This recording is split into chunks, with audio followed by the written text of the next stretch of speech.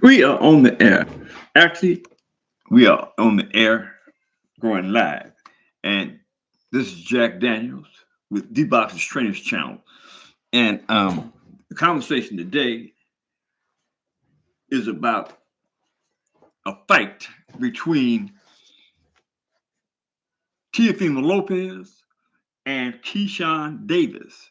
That fight, as is announced, if it is to be made, will be made in Honduras. That is one of the um, takeaways that Teofimo Lopez is putting forth to Keyshawn Davis in order to make the fight.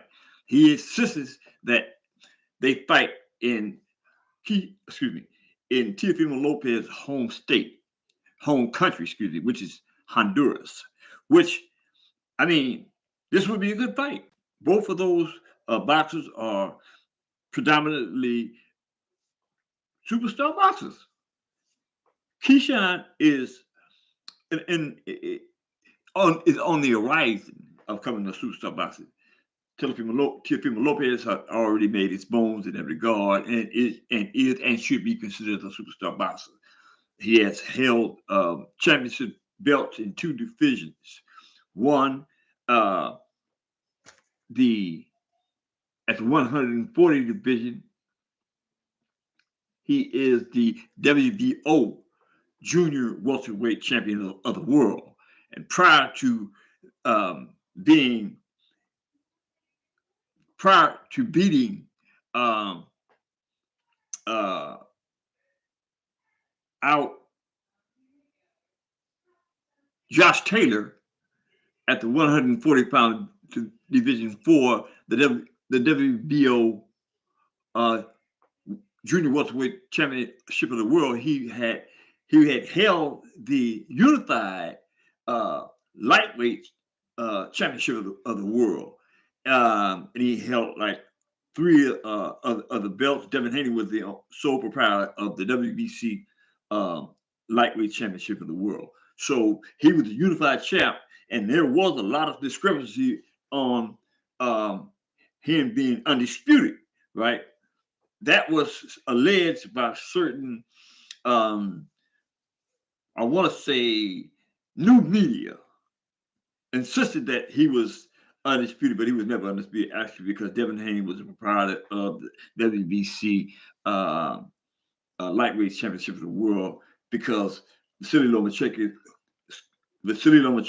conceded the WCC belt to Devin Haney because uh, Devin, Vasily Lomachenko had it during the time that Devin Haney was the mandatory. Um, Vasily Lomachenko conceded, didn't want to fight Devin Haney, and that's how Devin Haney became the WBC lightweight championship of the world. So that in and of itself prevented Teofimo Lopez from being the undisputed champ in the 135-pound division.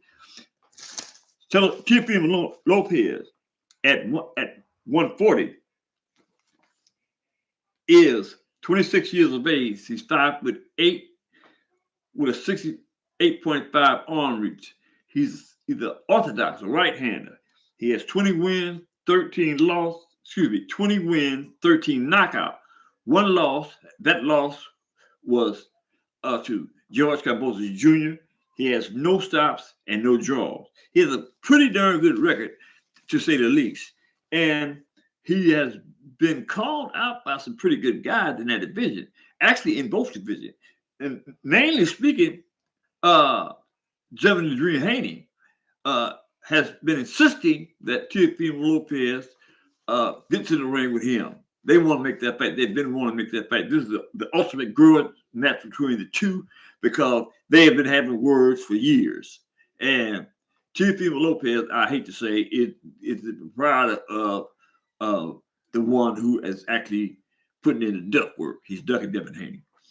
Keyshawn Davis, on the other hand, before Keyshawn Davis became a professional boxer, he was actually an excellent amateur boxer and had an outstanding record.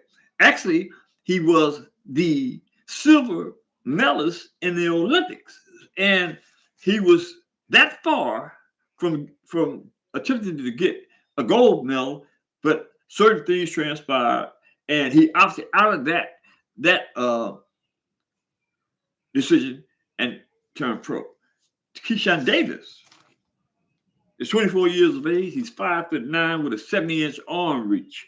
He's a right-hander, which means he's orthodox. He has 10 wins, 7 knockouts, 0 losses, 0 stops, and 0 draws. He has constantly improved in his game and in his ability to be a better boxer, which means that he has worked hard in the gym in critiquing his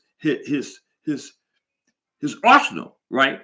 I mean, you have to really work hard to improve, to be a better fighter. You have to stay in the gym, work hard on your craft, and work on the things that you believe that needs to be worked on in order to make you a world champion. That is one of Keyshawn Davis's ultimate goal, to be a world champion. And I think he has a good chance of doing that because he's adamant about his skills.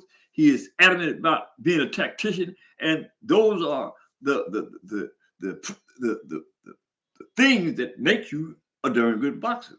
You got to stick. I mean, it's hard work. This is dedication. You know what I mean? Anybody that gets in the ring that is serious about their craft, their ultimate goal is to become a world champion. I believe that Keyshawn Davis is on the road to becoming a world champion.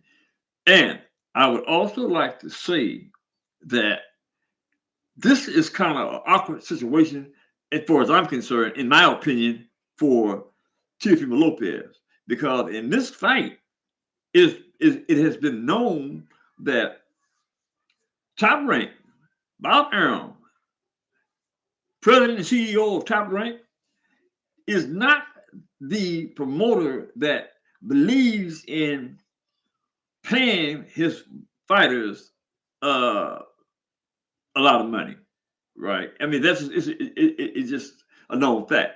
And why Teofimo Lopez continues to put himself in a position where he can make bundles of money, bags of money, if you will, as they say, versus taking the purse money that Top Rank offers him. Devin Haney has offered him on one occasion that I know of $4 million, right? That was like 3 or 4 years ago. So the ante has quite naturally gone up. And if the zone had anything to do with it, Eddie Hearns and the zone had anything to do with it, I'm quite sure that the purse would be